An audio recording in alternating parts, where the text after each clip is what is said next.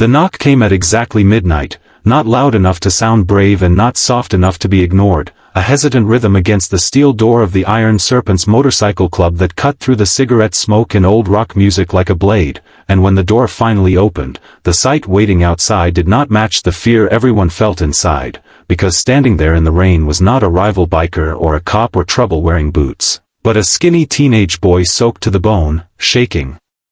With blood on his knuckles and a little girl asleep against his chest, her face pressed into his hoodie as if it were the last safe place on earth, and in that moment the night seemed to hold its breath, as if even the darkness understood that something fragile had just crossed a line it could never uncross.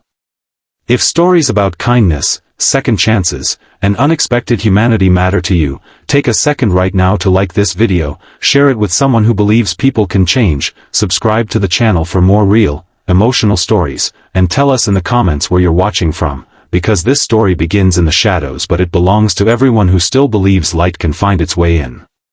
The boy's name was Ethan Walker, though no one inside the club knew it yet, and the little girl clinging to him was his 8-year-old sister Lily, whose breathing was shallow and uneven from crying herself to sleep, and Ethan had walked nearly 5 miles through the rain to reach that door because it was the only place in town his father was afraid of, the only place he believed the man would never dare to search, and every step of that walk had been fueled by terror, guilt, and the desperate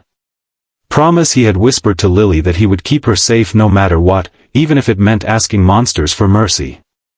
Ethan had grown up learning how to be invisible, how to read moods, how to clean blood off the kitchen floor before neighbors noticed, and how to stand between his sister and their father when the shouting turned into flying objects, but tonight something had snapped, something final, and when his father came home drunk and angrier than usual, when Lily's scream echoed down the hallway and Ethan felt something inside him break open, he grabbed her, ran barefoot into the storm, and never looked back.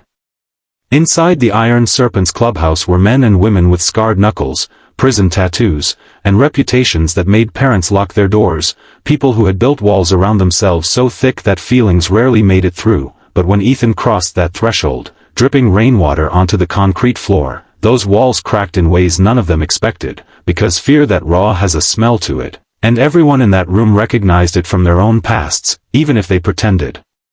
they had forgotten. The club president, Marcus Hale, had once been a runaway himself, though he buried that truth under leather and authority, and as he looked at the boy trying not to cry and the child clutching him like a lifeline, something old and painful stirred in his chest, something he had never quite killed. Ethan did not beg out loud or tell his story in neat sentences. Instead, his fear poured out in broken explanations and shaking breaths, his eyes darting toward the door every few seconds as if expecting it to explode inward at any moment, and he explained that he only needed one night, just one, somewhere his sister could sleep without flinching at every sound, somewhere their father would never come, and the room fell silent as the weight of that request settled over everyone present, because hiding a child was not a small thing, not something you could undo once morning came. The Iron Serpents were used to making hard choices, but this was different, because this choice had a heartbeat.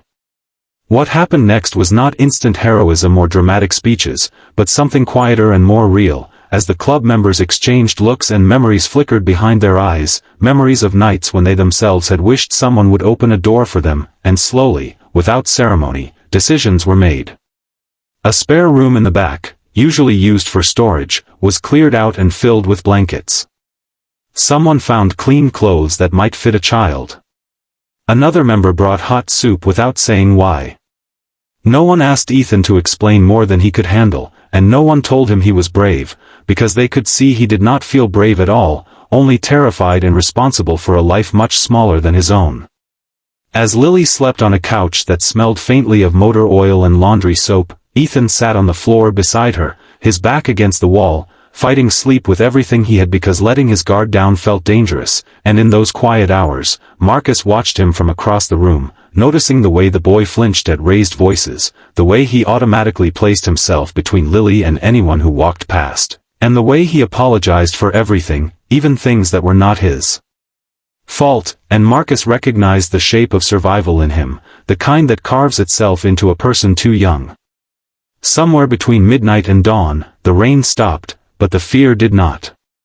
Morning brought light and consequences, and with it came the realization that one night would never be enough, because when Ethan's father finally noticed they were gone, his rage would not fade with the sunrise, and the iron serpents understood that returning Lily to that house would be the same as handing her back to the darkness she had barely escaped. The club did not talk about morals or laws as much as they talked about loyalty, and once someone was under their protection, that protection meant something, even if it complicated everything. Calls were made to people they trusted, not the police at first, but social workers who owed favors, lawyers who understood gray areas, and doctors who could quietly document bruises without asking questions that would send children back into danger. Ethan struggled with guilt as fiercely as he had struggled with fear, convinced that he had made everything worse, that he had dragged his sister into a world just as violent as the one they had fled, and there were moments when he nearly asked to leave, when the weight of being responsible for Lily's safety crushed him so completely that he could barely breathe, but every time he looked at her sleeping without nightmares, laughing at the silly nicknames the bikers gave her, drawing pictures at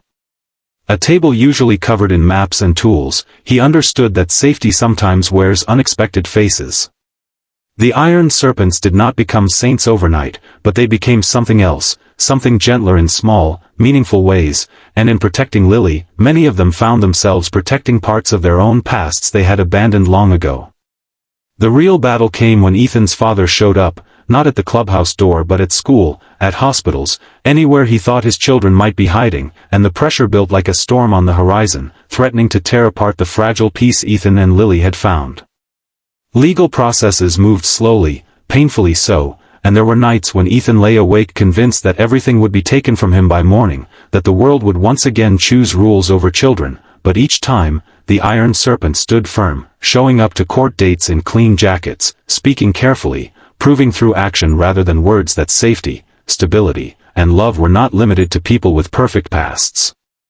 Months passed, and in those months Ethan changed in ways he did not notice until much later, his shoulders slowly relaxing, his voice growing steadier, his dreams expanding beyond simple survival, and Lily began to heal in her own quiet way, no longer jumping at sudden noises, no longer apologizing for existing. And when the court finally ruled that their father was unfit and granted protective custody arrangements that kept him away, the relief that washed over them felt unreal, like waking from a long nightmare into a world that still felt too good to trust. The iron serpents did not throw a party or mark the occasion with speeches, but they fixed up a small apartment above a friend's garage, helped Ethan enroll in school programs, and taught him practical skills, not to turn him into one of them, but to give him tools he had never been handed. The night Ethan and Lily moved into their new place, Ethan stood in the doorway of the clubhouse one last time, overwhelmed by gratitude he did not know how to express, and though no formal goodbyes were spoken, the weight of what had been shared lingered in the air, because sometimes family is not who you are born to, but who answers the door when you knock at midnight with nothing left but hope. Marcus watched them leave, feeling a quiet pride that surprised him, understanding that saving 2 lives had not weakened the club but strengthened it in ways no one could see on the surface. If this story has touched your heart even a little, if it reminded you that kindness can come from the most unexpected places, please take a moment now to like the video, share it with someone who needs hope today, and let us know you were here, because your engagement helps stories like this reach people who are still knocking on doors in the dark. Please comment below and tell us what part of this story stayed with you the most. Years later, Ethan would look back on that night not as the moment his life fell apart, but as the moment it began to come back together, because sometimes the bravest thing a person can do is ask for help from a place they were taught to fear, and sometimes the most dangerous-looking doors hide the safest rooms of all, and long after the rain had dried and the fear had faded, the echo of that midnight knock remained, a reminder that even in a world full of broken people, there are still hands willing to open, and hearts willing to protect what matters most.